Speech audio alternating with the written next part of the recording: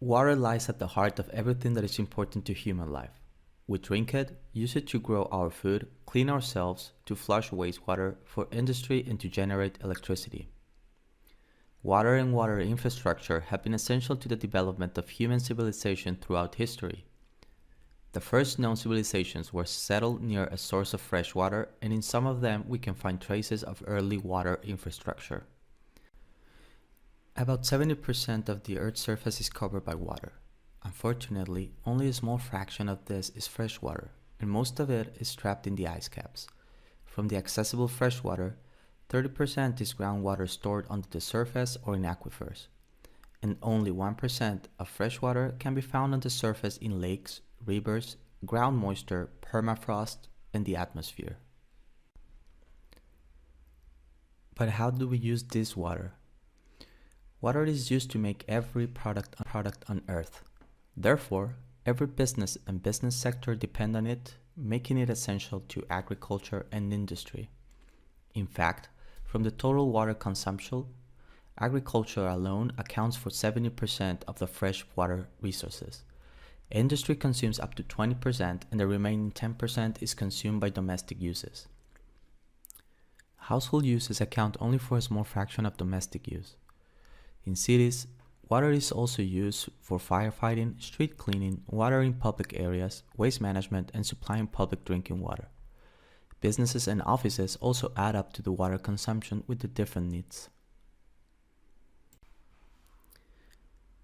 And how does water reach urban settlements? In a natural environment, the water movement is known as the hydrologic cycle. The cycle is understood by most. Water evaporates from different sources, condensates in the atmosphere, falls back onto Earth in the form of precipitation, and eventually gets transported to a body of water where the cycle begins again. In cities, the hydrologic cycle is known as the urban water cycle. It refers to the engineered way in which water and wastewater is supplied, purified, distributed, stored, used, collected, treated, and disposed of. It is closely linked to the hydrologic cycle through the inputs and outputs, and it has become one of the fundamental systems of cities. In this process, we must first fetch water from a water source. Rainwater, river water, groundwater, reservoirs, and lakes can all be used as water supply. The choice of which source to use will depend on different factors like proximity, quality, availability, economy, and legal issues.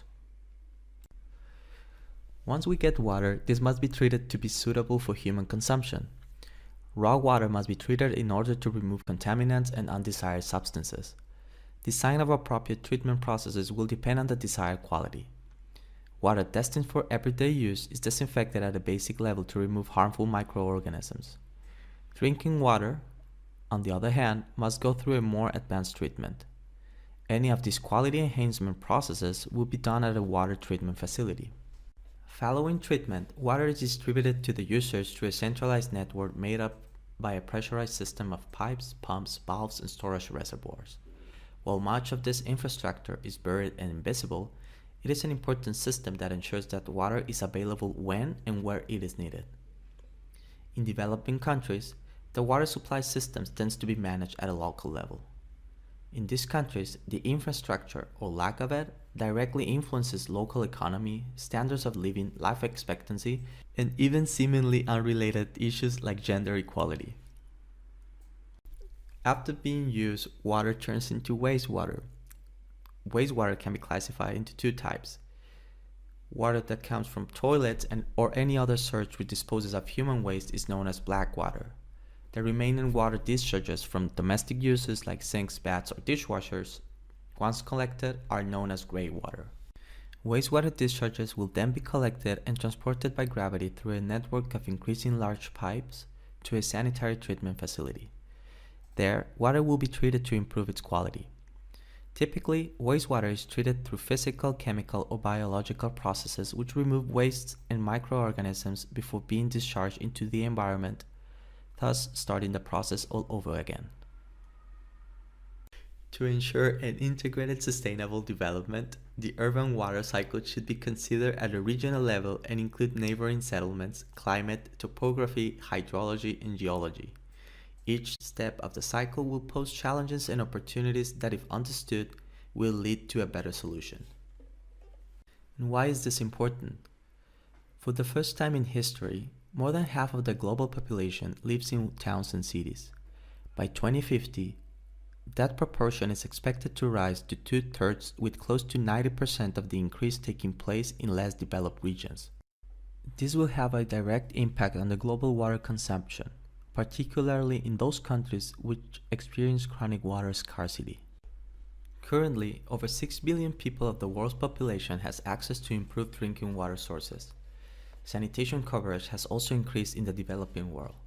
Regardless of this, over 1.1 billion individuals still lack access to water from a clean and safe source, and over 2.6 billion people do not have access to toilets and other adequate sanitation facilities. This lack of sanitation is a primary cause of water contamination and waterborne diseases. One of the hardest hit developing regions is Sub-Saharan Africa. Here, water has presented major challenges both in urban and rural areas. In Sub-Saharan Africa, people living in rural areas account for about 60% of the total population, many of which are living in poverty and have limited or no access to water networks. What are the effects of this? In African households, about 15% have access to drinking water through a pipe system. From the remaining population, 37% rely on wells or boreholes, 50% rely on standposts, and 2% rely on water benders. The existing prevalent source of water, boreholes, and wells are at risk of contamination due to different factors. Improper maintenance, inexistent water quality testing, and lack of water education may lead to waterborne diseases. Water sources in African countries are limited. Surface water is usually polluted, and water infrastructure is too costly for most of the urban and rural areas. This makes groundwater the best option, especially for rural areas. Regardless of this, the cost and skill to access this water may make it unaffordable. Also, water should be monitored for contaminants, which may render it useless. In terms of sanitation, Africa's sewerage system is rare. Only half of Africa's largest cities have sewerage networks. Little more than half of the households which have piped water also have flush toilets, and the sanitation facilities are usually shared among multiple families. These are often poorly maintained, discouraging use, and posing health risks. Sanitation is predominantly on-site. Half of the population uses traditional latrines, and 1/3 of the population practices open defecation. Modern forms of sanitation are rare. The use and maintenance of improved latrines and septic tanks combined with proper hygiene habits could improve the sanitary conditions of African households. The implications of a lack of clean water and adequate sanitation are widespread. More than 3.4 million people die each year from water, sanitation, and hygiene-related diseases. 99% of these deaths occur in the developing world, and 90% are children under the age of 5. In fact, countries in these regions spend an average of 20% of their health budget treating diarrheal illness, which could be prevented by clean water and good hygiene. The infrastructure deficiency has been proven to influence women and girls.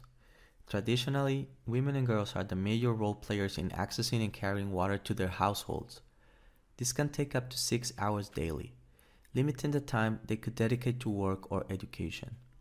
Sanitation, on the other hand, puts women and young girls at a risk of violence, as they usually move to isolated areas to relieve themselves. One of the biggest challenges in rural water supplies is sustaining the service. Governments struggle to enhance access to safe water and to maintain existing facilities. Inadequate maintenance leads to frequent breakdown and cuts the useful life of equipment which was hardly obtained in the first place.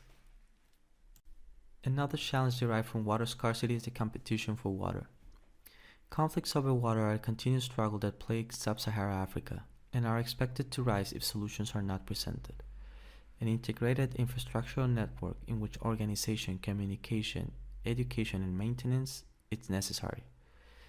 This should be the basis of future efforts for solving the crisis. At a local level, in rural communities where it is too costly to build water infrastructure with private involvement, water access can be improved with the installation of decentralized water distribution systems. Rainwater collection, water recycling, well construction, and pump construction are several options that such communities can take. Water and sanitation are fundamental for the development of urban and rural areas. Proper access to these basic services have a great impact on the economy and health of their inhabitants. The present water situation worldwide poses great challenges for the future. Fortunately, governments and organizations are addressing the issue through different methodologies that aim to improve the security and availability of water. In the urban realm, water must be understood as part of a larger system with its unique individual elements. This can be adapted for urban and rural areas, ensuring they befit and attend the unique situations. Incorporating water infrastructure in the design and planning stages would help to prevent future problems related with water. Thank you for watching, and remember to treat water with care and love.